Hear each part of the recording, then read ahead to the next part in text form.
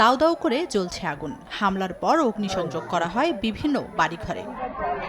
দীর্ঘদিন ধরে নরসিংদীর রায়পুরা উপজেলার চর অঞ্চলের শ্রীনগর ইউনিয়নে আধিপত্য বিস্তার নিয়ে এরশাদ মিয়ার সঙ্গে হানিফ মাস্টারের বিরোধ চলে আসছিল।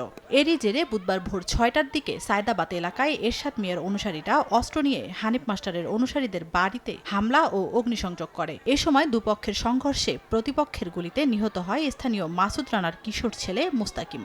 আমার ঘরের সীমা দেওয়ার রাস্তা আছে, রাস্তা দেওয়া গুলি করে দিয়ে গেছে। আমরা নিরপেক্ষের, আমরা কিছু কাজ নাই। প্রাথমিকভাবে পরীক্ষা নিরীক্ষা করে দেখলাম যে তার প্রেশার নাই, পালস নাই, মানে আমরা পেশেন্টকে তার রেসপিরেশনও নাই, যার কারণে আমরা তাকে মৃত ঘোষণা করলাম। খবর পেয়ে ঘটনাস্থলে গিয়ে পরিস্থিতি নিয়ন্ত্রণে আনে যৌথ বাহিনী। জড়িতদের ধরতে অভিযান চলছে বলে জানায় পুলিশ।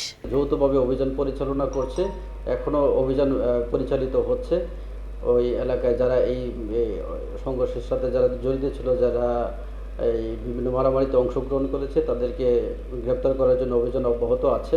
পুলিশের তথ্য মতে সায়দাবাদ এলাকায় এরশাদ মিয়া ও হানিফ মাস্টারের অনুসারীদের মধ্যে এর আগেও বিভিন্ন সময় দফায় দফায় সংঘর্ষ হয়। গত কয়েক বছর ধরে চলা বিরোধের জেরে সংঘর্ষে উভয় পক্ষের ৮ জন গুলিবিদ্ধ হয়ে নিহত হন। সময় সংবাদ, নরসিংদী।